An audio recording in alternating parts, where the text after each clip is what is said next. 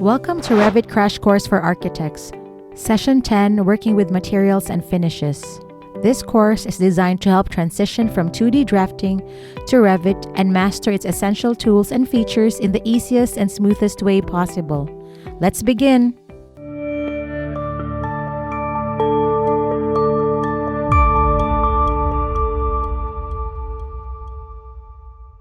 In this video, we'll show you the basics of working with Revit materials. We'll discuss hatch patterns, we'll fill out a room finish schedule, and we'll start documenting interior finish plans. We'll also create interior elevations, we'll split some walls and paint surfaces, and I'll show you how to work with wall sweeps. So taking a look at our day spa model, we've really come a long way from where we started in this Revit training series. You'll see a couple of instances where I've opened up the Revit materials library, but let's talk about it in detail today. Go up to your Manage tab and open Materials. Revit comes preloaded with numerous materials that have texture maps that live in your Imperial library. So if I go into Carpet 1, for instance, and I go to Appearance, I can see that there is a graphic image already applied here and a bump map already applied here. So the way that a material works is it has different channels that get applied to it. Here you can see under generic, we have that image, and that's what you see. It's called a diffuse or a texture map. And that's the actual picture of what this product looks like. Now, working with these maps can be a little bit tricky. You need to make sure that if you're going to do custom maps that you have seamless textures. And you can actually look a lot of these up online. If I go in here and type in seamless stone texture, for instance, because I've searched for this before, you can start to see that there are a lot of options available just generally on Google. Let's say that I'm going to go to a specific manufacturer though, Eldorado Stone, and I want to take a look at their products and I want to look at their stone. Here's their maps, and some of these would have a nice repeat, but some of them are not even. So if I take a look at this image and I want to use this on my building, you need to take a look at the sides of the picture here. So you can see here that a stone ends and then there's two other stones. You don't have a nice clean repeat or break or join between those two sides of the picture. So what will happen is when we tile this image, which means we repeat it over and over and over again, you'll see that there is a very clear line, and it reduces the realism of the models that you can create with Revit. So there are a few ways around this. One is to search for actual seamless texture maps that you want to use, or you can create your own from an image like this, and you can use a piece of software like Adobe Photoshop or some other photo manipulation software where you can take this image. I would mirror it this way here so that I had a double reflection, and then I could make sure that my edges matched each other, and I would sort of go in and I would create those joint details. Since this training series is more about Revit than it is about fine art and creating your own texture maps, I'm not going to go through that process here, but just know that you can do that. So let's go back to our Revit model and let's take a look, and I want to type in stone here. So you will see that your Revit model is preloaded with a stone texture, and because this is created by Autodesk, this is seamless. And what I mean by that is that the joints line up or there's breaks and it properly tiles when you apply it to your building. Now you'll see some other parameters here. We can change the size of this. We can change the brightness of the picture. So let's talk about a few of these other parameters. So when I'm talking about position, I'm going to type in here the offset, and I'm going to show you what it looks like if I take this and move it over. You can see that the image shifted just slightly over. Let's say I do it 2 feet 0 inches. You can see that it flips the whole thing. And this is what I mean about the edges of our image being tiled. So when I moved that image over, you can see that whomever created this original diffuse map created all of the proper connections between those stones. So when we repeat this map over and over and over again, you're not going to see a straight line. You're going to see the breaks, showing where they should be between these stone units. So there's some pluses and minuses to the preloaded materials that Revit has. It's a great starting place. But for me, if I'm going to do a photorealistic rendering, this material is not going to cut it. I often find it's better to use downloaded seamless textures that somebody else has created or making your own. Okay, so I'm going to return that offset to 0. And then I'm going to do a vertical offset. So let's offset this 1 foot. And what that did is it shifted the whole map up. Now, if you have a repeating texture like a stone like this, it really doesn't matter where it starts and stops. But if you have a custom wallpaper image that's maybe like a large format photograph, this makes a huge difference about where that image might fall on your wall. Revit often doesn't realize that the bottom of your picture might need to be at the bottom of your wall, so you might have to adjust this vertical in order to make it appear correctly. So I'm going to reset that back to 0. Next, let's talk about scale. Scale is very important in making the realism of your models come across. So right now, Revit has this preset at 4 foot by 4 foot, and that's probably fine based on the scale of that material. But let's say I wanted to use this and pretend that these were for a retaining wall. Maybe the blocks are a much larger size. So you can see there's this little lock icon here. And this means that the aspect ratio, the height to the width of that image, is proportional. So if I change one to, let's say, 7 feet, it automatically changes the other one to 7 feet. But let's pretend that I want to unlock those, and now I can change the width to height scale. Let's change one to 5 feet. Now you can see that those stones are a little bit more blocky because we squeezed that image, but it's still 7 feet high. The next thing you'll see here is these repeats. So if you have a texture like a stone wall, we want this to repeat over and over and over again so that when we apply it around our building, it looks like the material just keeps going. If you turn this off, you're going to have a few odd things happen. So when I clicked on this, now you can see the actual image boundaries here. So this might be useful if you had a specific application. But very rarely do I actually change the repeats. I almost always repeat them horizontal and vertical. Okay, so I'm going to click done, and that'll save the changes that I did to my image. Now, if you were paying close attention, you'll notice that now our image looks a little off, and I'll show you the reason for that. I'm going to go into the relief pattern, and this is our bump map, okay? Bump map refers to a actual physical appearance of texture for a material. So stone is going to have a rocky appearance. It's going to have little divots and bumps and things like that. If I turn this off, you'll see immediately that the material no longer looks realistic at all. It's simply just a painted surface. So our relief maps, or our bump maps, are really critical to creating great perspective images in Revit. So here, I'm going to click on this again, and you can see that our bump map is basically a black and white version of the diffuse or texture map that we had for the actual material itself. The reason for this is that bump maps are read in black and white only. So if you try to use a color version of this, you might get a few ups and downs because there's always some range of blacks and whites, and midtones in a color image. But Revit really understands blacks and whites. It sees blacks as receding and whites as protruding. All right, so looking back at this, you'll see that this has the same settings as what the diffuse map used to have. So that's why our surface on our image over here didn't match up. It's because our bump map and our diffuse map have two different sizes. So now I'm going to unlock this, and I'm going to change those sample sizes again so now that they match. So we're going to change this to 5 feet. We're going to change this to 7 feet. And you can see already this image has changed, and now all of those joints are properly lining up. I'm going to invert that texture again. And you can see that there was a small change, but it wasn't really a big deal. So it doesn't make a huge difference. usually the original map is going to be the best option. So we're going to finish there. So let's take a look at a few more of our options here.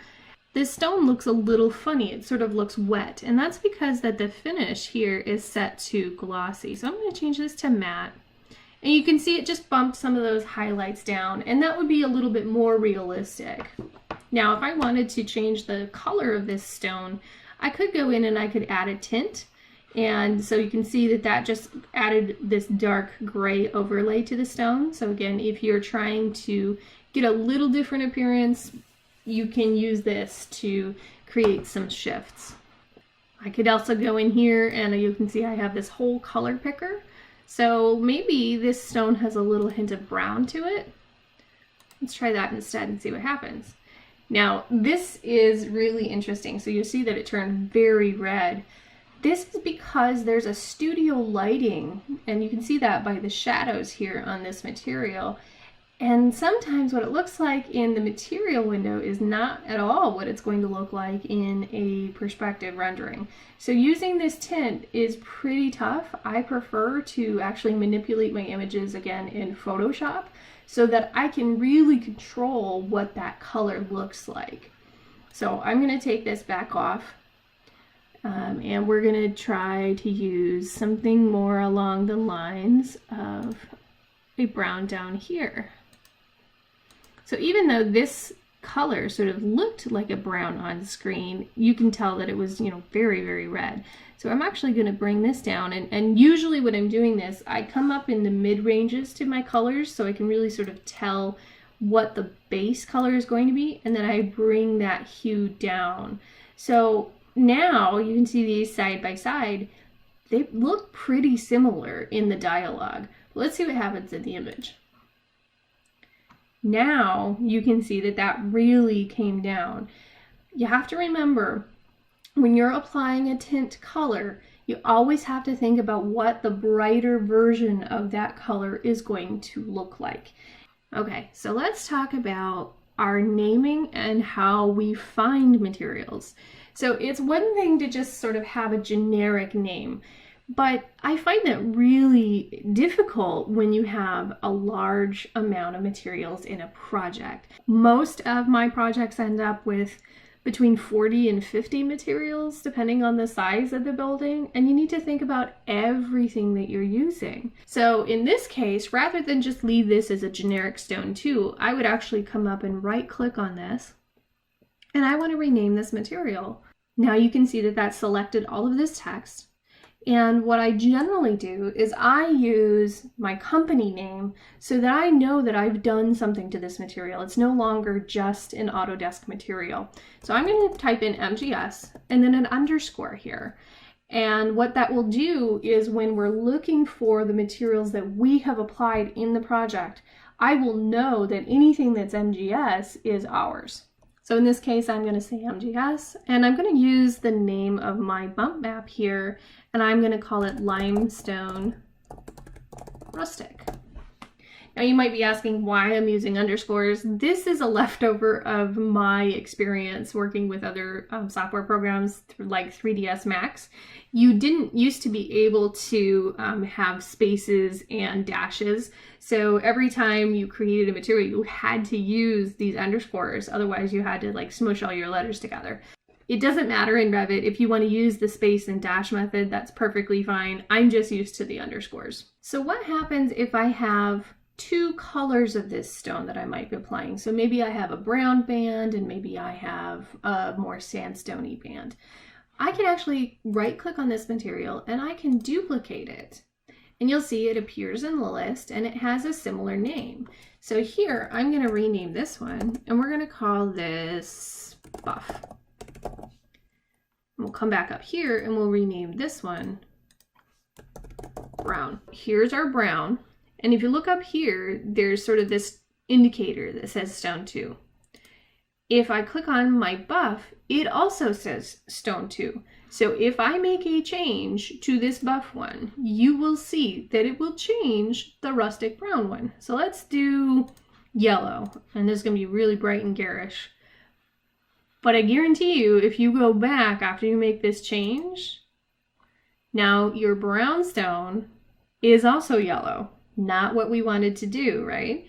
The reason for that is that they're both referencing the same base material. You have to tell Revit that one is different from the other. It's not just enough to rename them.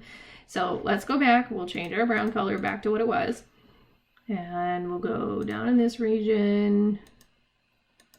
Let's go somewhere in there. We'll bring this down. We'll say okay. Okay, now we're back to brown. And what I'm going to do is I'm going to click off this to my buff one. This is the one I want to be different. Come up here into the right-hand corner. And what you need to do is you click on this item here and it duplicates the asset. So now you can see this descriptor is stone 3. That tells Revit that this is different than what the other one was. Okay, so I go back to my brown, I go back to my buff. They're still both brown. Let's change this one and let's just remove that tint. So all we're looking at is that base color map. So now if I go back to brown, it's brown. If I go to buff, it's different. All right, so we've successfully duplicated a material, but we've only worked with one type of material setting. And that has to do with the identity data. So this class is stone. You can see that there's numerous different classes.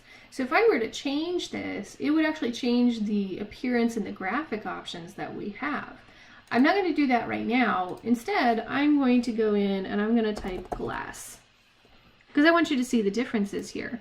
So if I click on just glass plain, you'll see here that this has an unassigned class. But I can drop this down to glass, and if I look at the appearance, my options are totally different than what my stone was. That class is very important for describing and changing your material properties. So if it's glass, you can see the options here. I can change it to have a tint of some kind to the glass. I could also do a custom tint, so you don't see anything with pink or red or yellow in here. These are more the typical glass colors that are available. So if I go to a glass tinted green, I can change the reflectance. So maybe this is a really high reflectance glass. Maybe it has a mirror finish, so you can just barely see through it. I could also change the quantity of that glass. So if I increase the number of laminations, you'll see that it changes the color and also that reflective property. So let's go back to clear. And we'll bring it down to 2 panes, which is pretty typical for an insulated glass application. Let's pick our tint and just see what happens. So if I apply a pretty dark gray, you can see that instantly that glass is very, very dark. So let's go in and let's say we wanted a nice light pink. There you go. You can still see through it, and you can see that indication because that chair is behind that glass. So this is a really great way to utilize a colored film or something like that to give a little bit more character to your spaces. In my case, since this glass material is applied to all of our windows and I don't want pink windows, I'm going to take that tint right back off. So let's talk about hatch patterns and materials. I'm going to look up wood. Now I'm going to warn you here, the diffuse maps that are in here for Revit, I don't find them all that realistic. It doesn't look too bad here in this preview, but when you apply this in a different scene, and let's put it on a plane, it really has this very fake appearance. This looks like a very cheap veneer that's, you know, just repeating and repeating, and you get all these stripes on it, and I just don't care at all for a lot of the wood images that Revit has preloaded. So in this case, this would be an example of where I would want to apply my own materials, and I'm going to show you a really great sort of workaround for this, because I don't want you spending hours and hours creating your own wood panels. So what I'm going to do is I'm actually going to go back to our handy dandy internet, and I'm going to go to Wilson Art. And you'll see why in a minute. So Wilson Art has these amazing texture images, and I use them quite a lot. So I'm going to go into their products. I'm going to go into their HPL, all designs. You can look for just about any type of wood, and they have great texture images. And the reason for that is that a laminate is exactly the same as a texture map that would be applied in Revit. It's a great big picture that they print out and then laminate onto a surface. So they have all these really high resolution images, and they look great when you utilize them for a material. So in this case, let's take a look at this amber cherry. You can see that they have a full sheet image, and their repeats are already established for use. So Wilson Art creates a seamless texture. This is in their best interest because when they create laminates for their products, they want them to look really good, and you can utilize all of their hard work in your models. So what I'm going to do is I'm going to go download images, download full sheet. I'm going to click on this image. And that's exactly what we were looking at online. Now, in my case, I have to figure out what is the size of this image, because if I have my texture map set incorrectly, it's not going to appear the way that I want it to in my model. Most of the Wilson Art images are 4x8 sheets. This is a little bit longer, and the way you can think about it is if you split it in half, is that half a square? And the answer is no. It's more of a rectangle in this case, so that tells me that this is probably a 4x10 sheet instead. So I took a screenshot of where those material files live for Autodesk, and now I'm going to save my material map in the same location. This will mean that I can easily find it for my next project as well. So you're going to see that I've saved this, and I now have this issue. I don't have permission to save in this location. The reason I'm showing this to you is that if you're on a shared network, you might have this issue. So your team may need to set up a local central location for any material files that you are going to be using over and over again as your team. I changed my permissions just so that you would see this issue. So we're not going to save it to the picture folder. What I'm going to do is I'm going to come in here, and we'll pretend that this picture folder is on a networked location. So if you're working with other team members, you would want to put this on a drive that you all have access to. That might be a network drive. It might be something that's an online virtual drive, something like that. So I'm going to come in here and I'm going to create a new folder, and I'll say GS standard materials. I'll come in here, and now I'll save it this way. And there you go. So in this case, rather than going to the Autodesk location, I'm going to go to my pictures, MGS standard, and there it is. Okay, why is this not looking like what we just applied? Well, there's a few reasons for this. One is that you've got this stain applied. So I'm actually going to remove the stain. And you can see that our picture looks awful. That's because this tiling is not set to what our tile really should be. So again, we're going to unlock this. We're going to change the width to 10 feet. We're going to change the height, in this case, to 4 feet because that's the size of the image. And now you can already see this is looking much, much better. So I'm going to change this back again to my sphere or my cube. And that's what that will look like. Now, in this case, we need to apply a finish. This is going to be a satin varnish. And you could change this to be all the way up to a glossy varnish if you wanted to. You can start to see those highlights right on there. And that's all based on what kind of finish you were to get with your wood product. I tend to like the satin varnish. And then you'll see that there are two drop-down options here for furniture or flooring. In this case, we're not going to use it for flooring. This is not the type of map that I would use. I would actually get a seamless wood floor bump map, and I would probably download that from a flooring company like Armstrong or something like that, where they have a repeating pattern for their LVT. And in this case, you could do a relief pattern, and let's just see what happens. In this case, because it is wood, it will recognize the wood grain based on the diffuse image. Now, if I zoom in way on this corner, I'm seeing that there's a little split here. This is probably because there's some kind of overlay or issue with your bump map. I'm not going to resolve it right now, but if you were finding some little artifacts like this, those need to be cleaned up in a photo editing software like Photoshop. So let's increase this and we can see how much the grain texture increases. You can see it got really, really deep there. Not what we want. I'm going to bring that way back down. And if you go into the negatives, it'll actually depress into the texture. So let's say you had a, really rough barn wood or something like that. You could change it all the way negative or all the way positive. In my case, I want it to be pretty subtle. So I'm going to leave it around the 0.3 range. And that's pretty good. And this would indicate, if I have a wood veneer on a door, if you run your hand along a door, you can usually feel a little bit of the wood grain. That's what this would be. So what happens if I put my stain back on? Okay, now you can see that this is a very yellow stain. This might be typical for, a pre-finished door panel. And you can change the stain color here. You can get pretty wild with these. It's just like we were doing when we were applying a tint. But in the case of a stain, you can still see your diffuse map underneath it. And it takes away the color of the diffuse. If you were to add a tint this way, this goes on top of your diffuse map. So, this looks like a dark brown now, even though we applied a gray tint. It didn't change that overall color.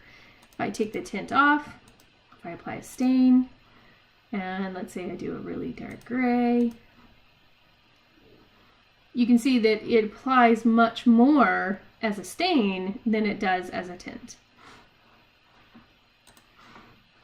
So in my case, I'm going to take that off. And again, typically for woods, I don't tend to use these stains. I tend to create my diffuse maps to be the image that I want to see in the end. Okay, so I'm going to take my door panel. I'm going to rename this material again. So we're going to say MGS door panel. And we'll create that as our standard. Now I could also create this and make it the same name as our Wilson Art blah blah blah, and I might do that in the case of using this as a laminate, instead of trying to indicate my door panel. I was just showing you the shortcut for creating this door panel.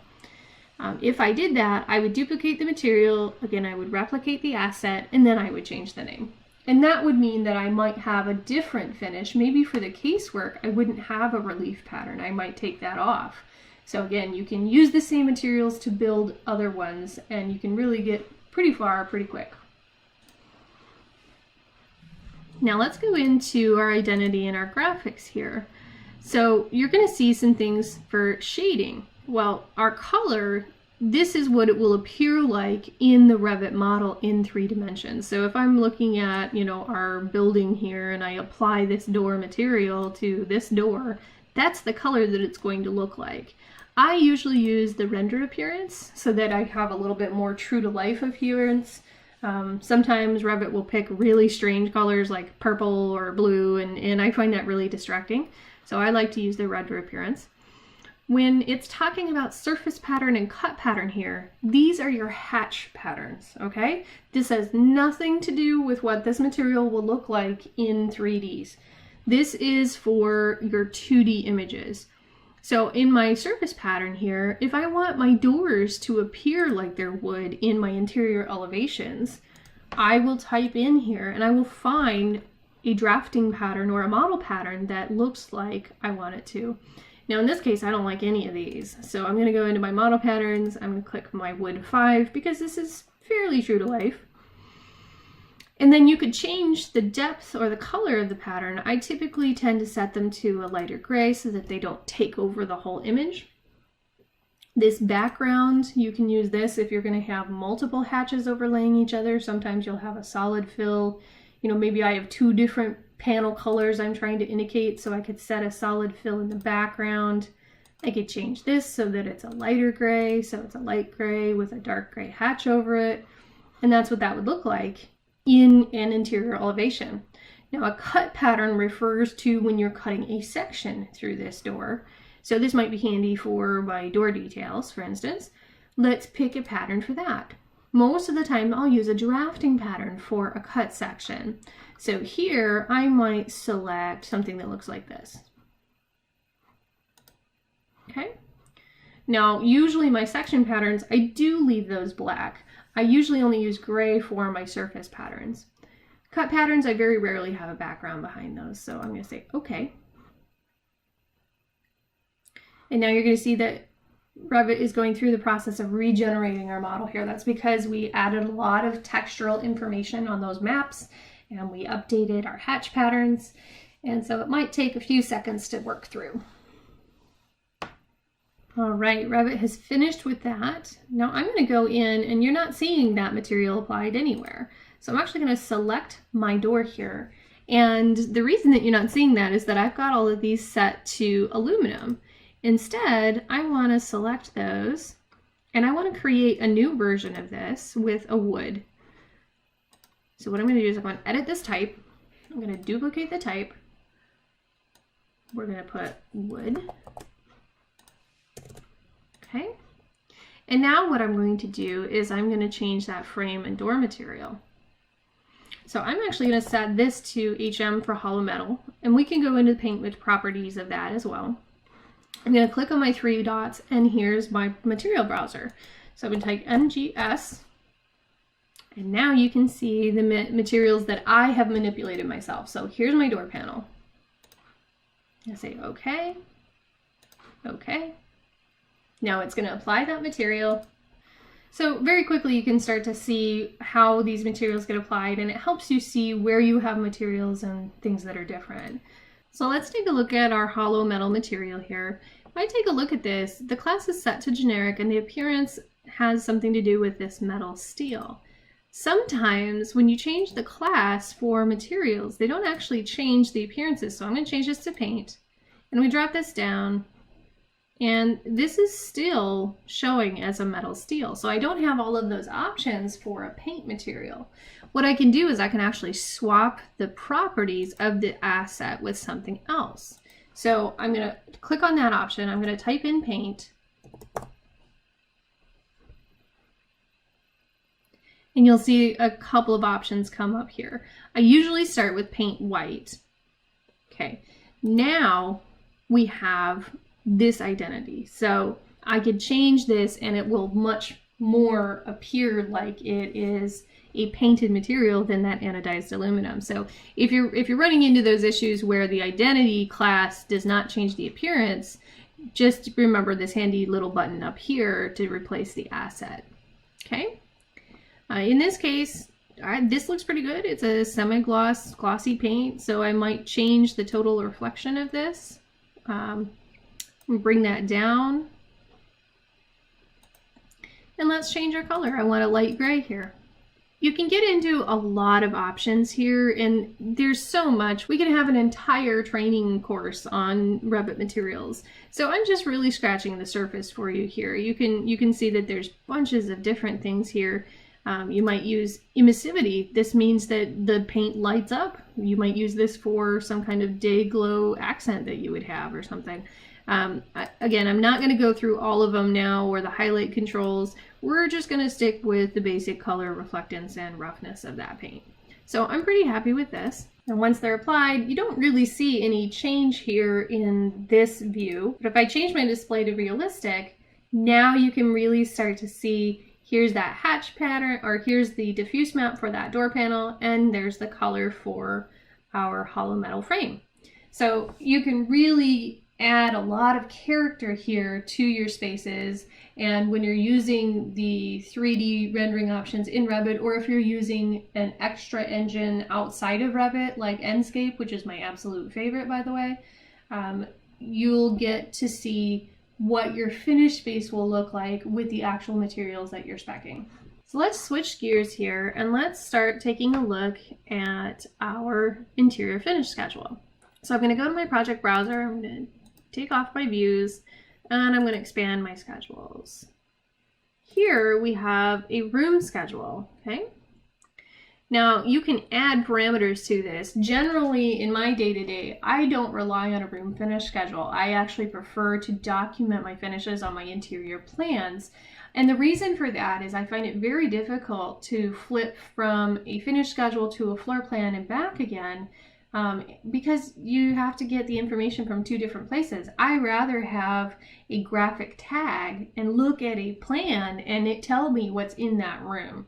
But I will show you both versions depending on what you need to achieve for your clients. If I click on my finish schedule up here, this is actually referring to the types of finishes. So when we go down into our sheets, we'll have a finish schedule. And this tells the contractor, okay, under these specification sections, this is what we're using. So I might have, my PL1 set to be my Wilson art or something like that. So the finish schedule is different than a room finish schedule. Let's go back to our room schedule. And what I'm going to do is I'm actually going to add some parameters to this, okay? Let's go into our fields, and I'm going to add a ceiling finish parameter here. Let's do a base finish as well. Now I don't have anything that indicates each wall, but I'm going to add just a single wall finish. So now we're accounting for a ceiling, base, wall, and let's take a look, floor finish here as well. I could also add ceiling height. Sometimes this is useful so that they don't have to transfer back and forth. And now I want to change the way that my schedule appears. In this case, I really don't need a level, so I'm going to take that back off. I like my room number to show first, and then my name. My area is handy so that they can do their takeoffs. Department I don't need in this case, so I'm going to take that off. And then I'm going to do my floor. We're going to move that up. And then my base, my wall, my ceiling, and my ceiling height. Okay. So now that I've got all of these parameters added, what I can do, so I'm actually going to remove this space because this shouldn't be here. It's not placed anyway. And if you see that occurring, it's because that we had that in the project previously and then we may have moved it around. So I'm going to actually delete that one. And this one. Sometimes Revit has these magical floating spaces that are nowhere. So you need to remove those in order for your schedule to appear properly. So in couples massage, I'm going to type in carpet. And I'm going to do a carpet tile, base finish, RB, rubber base, wall finish, paint, ceiling finish, ECP for acoustic ceiling panel. Now your ceiling height is actually a parameter of your space. So I'm going to go in, I'm going to take a look at 001 for my couples massage. And you can see here, I have all of that same information that's being filled out. So I can either do it in the schedule or I can do it in the plan. But what I'm not seeing here is my ceiling height. This tells me that I don't have that parameter applied to my space. In this case, my ceiling height parameter is actually not functioning properly. I can't type in here, and I would want this to show up automatically anyway. So that tells me that there's actually a parameter issue. In this case, I want the ceiling height information so that they know how much wall finish to calculate. The contractor might use this for their takeoffs, for instance. So since we've determined that our ceiling height parameter is not actually functioning the way that it should, I'm going to remove this from our fields. And I'm going to delete it from our parameters. Then I'm going to go into the available fields and we're going to find something that's similar, that's also reporting to the area of the room. So we're going to go to the unbounded height and we're going to see what this does. And now you can see we actually have a parameter that is reporting properly from the perspective of it showing a overall height. So what I'm going to do is I'm going to change the parameter name to ceiling height. And then what we're going to do is we're going to go to our RCP. I'm going to go to that room. And you can see the limit offset here. That's what it's referring to with this unbounded height. So I'm actually going to select all of my areas. And I'm going to do that. I'm going to zoom out. I'm going to select everything. I'm going to filter. None. I just want my rooms. So I have 54 rooms. I'm going to set all of those to be 8 feet, with the exception of the rooms that have a little bit different ceiling height. And you can see I didn't actually complete all of my ceiling tags here. So as a reminder, we're going to go back. I'm going to go to annotate, tag all, ceiling tags, and we'll apply.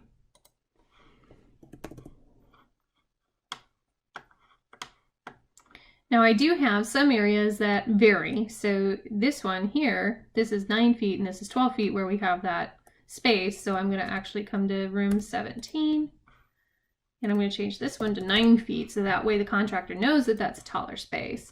The rest of them, majority are 8 feet.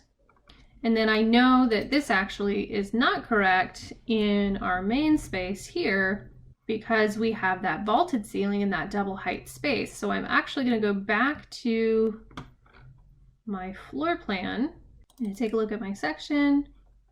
I'm going to get a quick measurement for how high the space is, and I'll go to the highest point so that they know. And that is about 22'6". So now I'm going to go back, select this space. And you don't have to do this in the reflected ceiling plan. I'm just doing it because we were already in here. And I'm going to change this unbounded limit offset to 22'6". So now when I go back to our room schedule, you can see that it's actually reporting a ceiling height. So this was a little bit of a workaround. You could create a totally different parameter, but in this case, it was much faster to just use something that was already in there.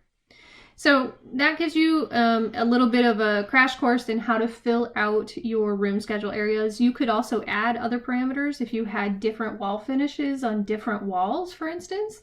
But in this case, I just wanted to show you how to lay things out. So now let's go to an alternative method of indicating the finishes. And I really find this much more useful from an architectural perspective, but also from a contractor perspective, because as you're looking at the room, it's really nice to be able to tell each room and each finish all together. So what I'm going to do is I'm going to go to my floor plans and I'm going to go to finish plan. Right now this is totally blank because we have nothing to report. You can see I have some random casework. I'm going to delete that right now. So let's go up to our tag all. And what we're going to do is we're going to click room tags, but instead of using our room number, we're actually going to drop this down. And we're going to use our finish tag. I'm going to apply that. And now you can see there's a little bit different here how this is going to lay out. So this is reporting the same parameters as the space was. Now carpet tile obviously doesn't fit in here, so I'm going to change this to CARP. Most of the time I have my finish plans at 1/4 inch. So we're going to go in here, we're going to edit and change the scale. And the reason I have them at 1/4 inch will become clear in a minute. It's usually because we have other annotations that we are going to add.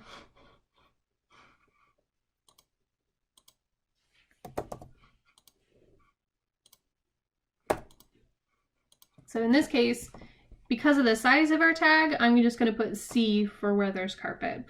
Paint refers to the wall finish, of course, and then RB refers to the rubber base. So there's two ways to do this. You can either fill it out in the room finish schedule, or you could fill it out in this tag, and they will use the same parameters. So we're going to come up here, paint, C, RB. And if I go back to the room schedule, you'll see that those automatically reported here. Now, our finish plan is looking pretty bland, and the reason for that is that we're not actually showing our floor finishes. So let's open up our VB for our visual options. Make sure that floors are showing, yes they are, in our overall project parameters. But I don't have a finished floor on top of my subfloor that we created that shows a pattern. So I'm going to go architecture, and I'm going to click floor. And here's what I do. I actually create a floor for each room, just like they would install in real life. And I also create my thresholds, because usually if you have a different material, you'll have the threshold right at the center of the door. So I'm going to trim this in place. And instead of this being a 4-inch concrete slab, I'm actually going to drop this down, and you'll see category 9 here, the floor finish, carpet. That's what I want. Okay. What I need to do, however, is I need to offset this slightly from the level, because otherwise when you go to do a visualization in 3D of this space and you do a rendering, you'll get this weird effect where they sort of flicker into each other, because Revit doesn't understand a material that occurs in place of another material. So if you have a floor slab here and then you have a finished floor on top of it, you actually need to model it as if it is raised up. So in this case, I'm just going to raise it up 1/4 inch, and we're going to finish that. And now you can see that we have our finish here is showing an actual finish pattern. The other thing that this did is it's hiding my door, and that's because my door indicator is a 2D plan cut. It's not actually through 3D. So I'm going to edit my floor here, and I'm going to override it by element. I would do this when all of them were in, but I would make it 100% transparent. And then you can see the door through it. All right, so let's select our floor here. I'm going to tab through, and we're going to edit the type, because I want to see what the material is. So this is set to our finishes, interior 1, carpet 1. Let's take a look at what Revit has selected for us. Well, it's a bright red bumpy carpet. Nothing special here. So what I'm going to do is I'm actually going to take this, we're going to rename it. We'll take MGS. And what I'm going to do is I'm going to call this carpet 1, because you might have multiples in a project, okay? So let's go in and see what options Revit has here. We're going to show the thumbnail finishes, and I'm going to hold Control and I'm going to zoom in so that you can see all of these little thumbnails. And if I click on one and I type C, then it will take me to where the C's start, because most of the time Revit's pretty good about naming these properly. Their carpet finishes are not too bad. Again, if you're going to do something that is specific to a particular manufacturer, you want to download their images, and then you would save them to your either project location or to your central file. So in this case, I'm going to choose the Carpet Loops Tan, and then I'm going to change the bump map, and instead of this being this bump, we're going to go in. Again, I'm holding down Control, zooming in, typing C, and I kind of liked the options that they had going on here for the striped carpet. Now in this case, these sample sizes are way too small. So I'm going to assume that this is 12 inches wide. I'm going to unlock this and assume that this is a tile that's 12 by 2. Let's actually go back one more time, because they had a tile that was associated with this. Looked kind of cool. We'll click on this tile image, and I actually really like how that appears. So we're going to say okay. So when I look at it in 2 dimensions, nothing really changed. But if I go to my 3D view and I adjust my section box, I can see now that this room has that striped carpet. So now we're going to start working with some wall sweeps. I want to show a rubber wall base in this room. So I'm going to come over to my architecture tab. I'm going to drop down. I'm going to do a wall sweep. And you'll see that there are some preloaded in here. And I'm actually going to do a wall sweep base 6 inches. And what you are going to do is you select the wall and you sort of hover over it until it gets a reference point. I'm going to press Escape to finish that function, and now I have a wall sweep all along my exterior wall. If I want to add walls to this, I can. I'm going to select this wall, and now it also goes along this exterior wall. And the great thing is you can see that it automatically stops wherever the door is. So let's continue along. I'm going to select that wall sweep again, add or remove walls. Select this one. Now it's along this wall in all rooms. Now, if you were to have 2 different rooms with different colors of wall base, you really wouldn't want this. So you might want to select, just this room portion here, and you would modify the returns in that case. Since I want all of ours to be the same, this is perfect. I'm going to spin around one more time. Select that wall sweep, add remove walls, and there we go. The other thing I want to do is I want to change all of these doors. So I'm going to select all these instances in the entire project. I'm going to drop this down and I'm going to change those all to our wood doors so that they all look the same. And now you can see our horizontal grain pattern on that door. If I zoom in on my windows here, this has one of those pre-applied materials from Revit. I'm going to edit this type. So in my case, rather than have a wood finish window here, I think I'm going to go for a white finish.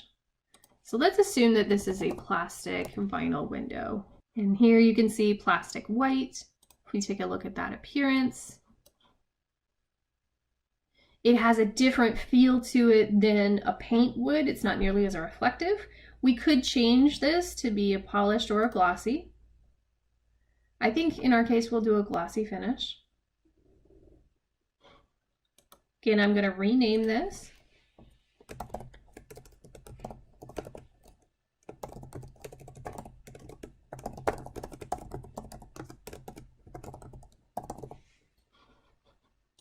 Say OK. And now we have a nice white, clean window. Now we're going to get into some of our interior finish elevations. So let's go back to our floor plan. And remember, this is not our documenting plan, this is our working plan. And we're going to add an interior finish elevation. So I'm going to go to View, and I'm going to go to Elevation.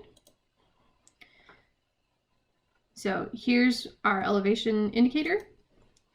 And I'm only going to do one because I can turn on the other ones as well in this room. I'm going to change my scale here for my plan as well, my working plan. I usually do 1/4 inch.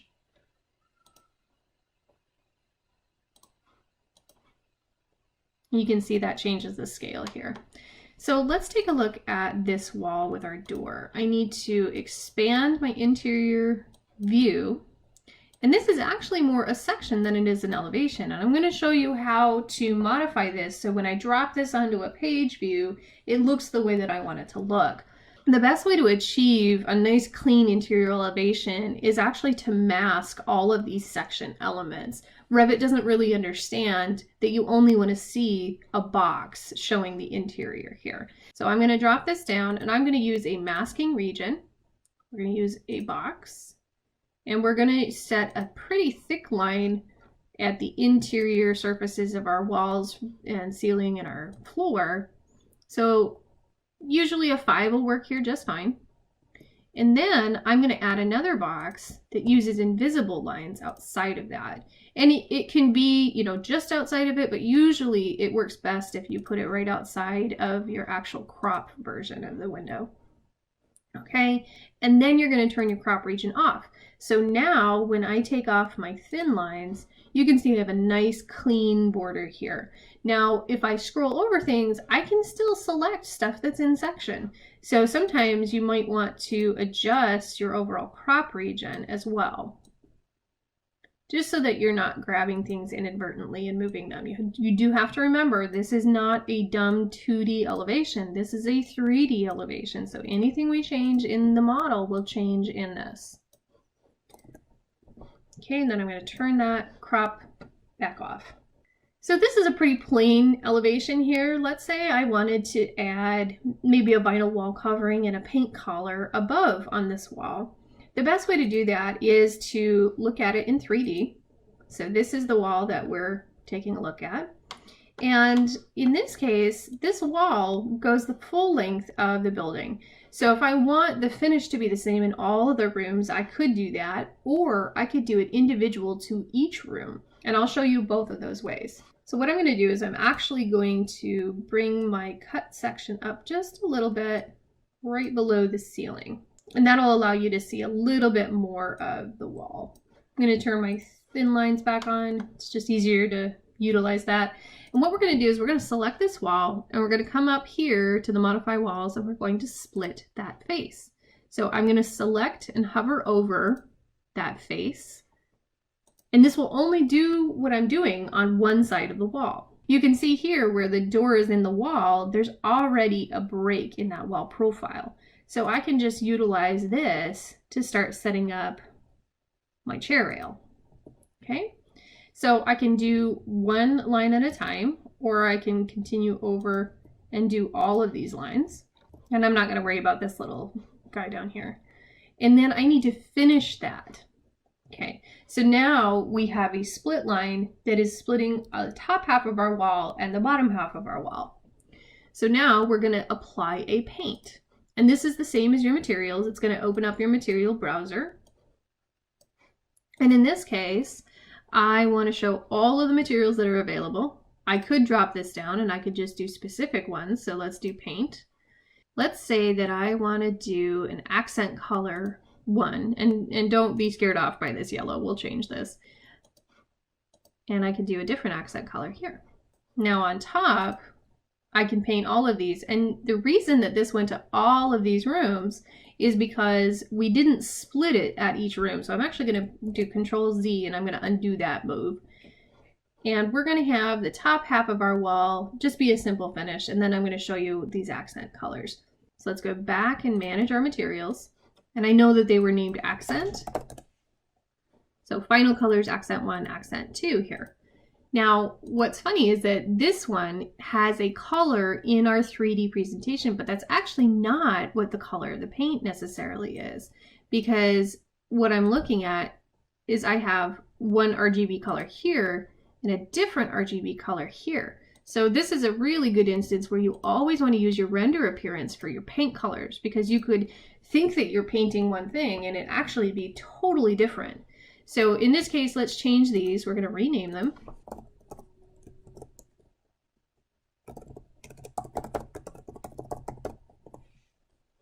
Paint accent 1, we'll rename this one. Now make sure this one has the same thing. We want that render appearance to match our paint color. And let's choose two different nice soft tone paint colors here. So we sort of have this gray scheme going on. So I'm going to select a light gray here. Now you can see the finishes that are available for that. And I'm going to increase my size of my preview image here. I don't want a flat paint. I think I'm going to do an eggshell because that's pretty typical for our walls. And I'm going to say that it was applied with a roller. I never ever use tints on my paints, by the way. I always go with the actual paint color. Now, if you want to match this to a specific manufacturer, I'll show you a quick way to do that. So in our case, we're actually going to open up good old Google again. And if you go to their website, they have a fantastic feature where you can get the RGB colors for all of their paints. So if I go into Architects, Specifiers, Designers, their color selections, find and explore colors, I'm going to go to their full collection. I like this one. Okay, so that's their ceiling bright white. Maybe I want to take a couple steps down. Nebulous white. We're going to view these details. So they have this great visualizer and you can use it in, different areas. And then if I go into the details here, they actually give you the RGB and the hex decimal value of their paints. So I can go right into Revit, 222, 223, 220.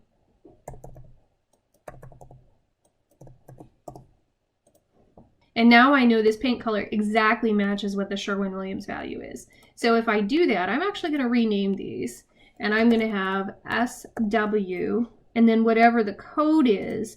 I always use Sherwin-Williams paint colors personally, so that's why I just use this shorthand. And this is a 7063.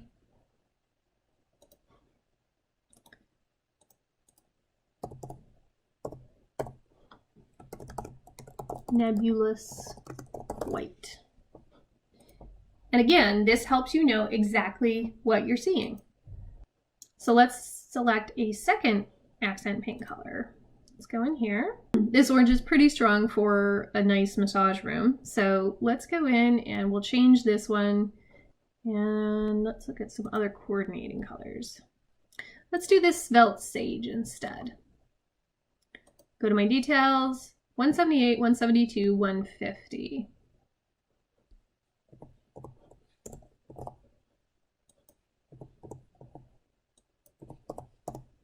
And there's our Svelte Sage.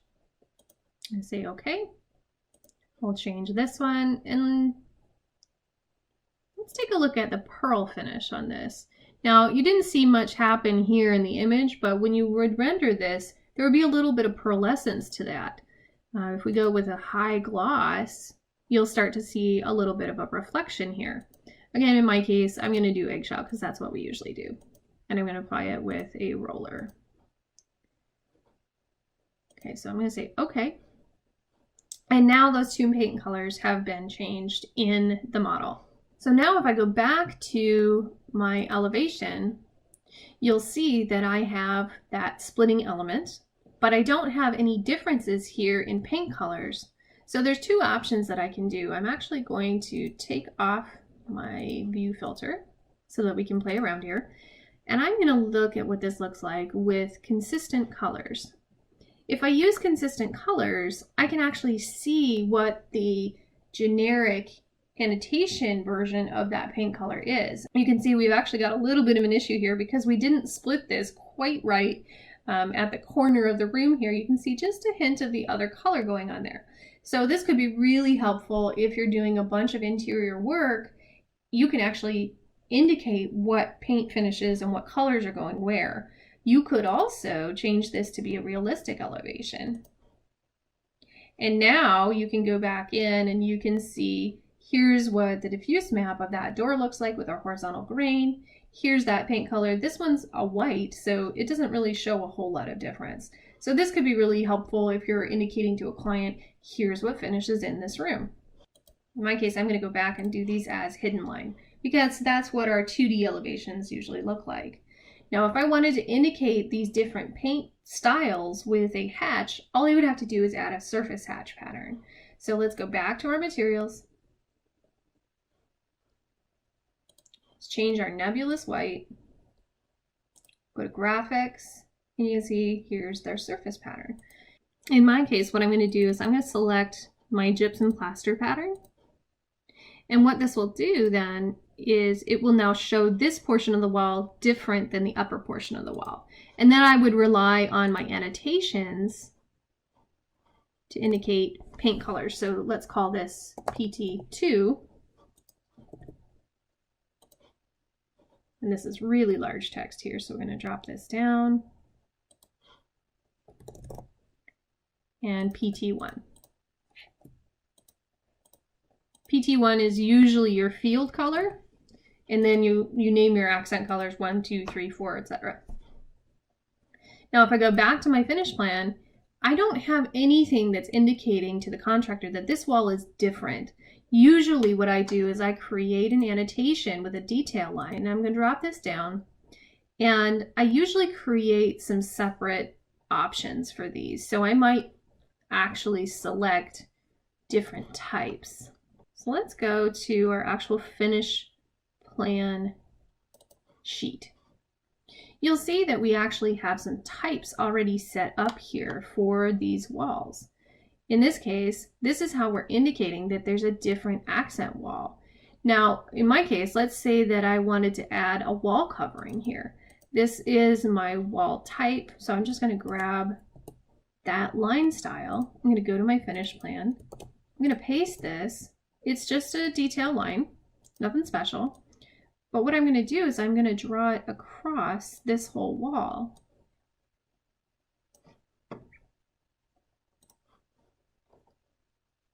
And then I'm actually going to move that line out. So in my case, when I show this finished plan, the contractor knows that there's something different here. And I usually annotate these, I'd say wall covering 1. And that way the contractor can see in plan that the room might be painted, but this might be different. And then they could go to the interior elevation and see that that wall covering was only on part of the wall. So let's do that. Let's pretend that we changed our material. We'll go back to our interior elevation. Let's go back to our working elevation here. And I'm going to actually change this. And I'm going to indicate that this is wall covering 1.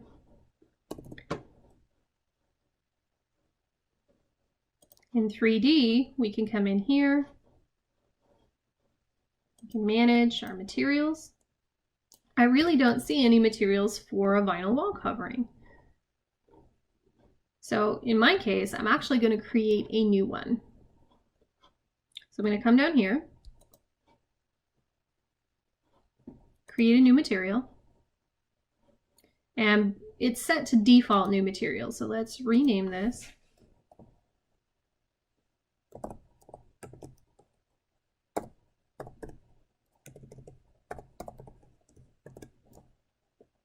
And we'll call this Wolf Gordon. And then we'll pick a pattern. Now, Wolf Gordon is a manufacturer. I'm going to use one of their images. So I'm going to their wall covering options. I really like this triennial. We're going to download this swatch and we'll save this as our wall covering. Now we're going to come back into our model here. So in this case, I'm going to drop down where my image is. I'm going to navigate to where we saved those images. Here's my Wolf Gordon. I'm going to drop this down so we can see it a little bit more. You can start to see the indication of that pattern. There's not going to be any bump to this.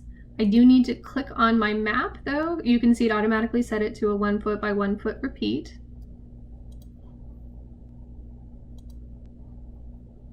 And now I'm going to select my wall, turn off those thin lines. I'm going to select my wall. I'm going to paint. I'm going to type WC1. There's our wall finish. And there you go.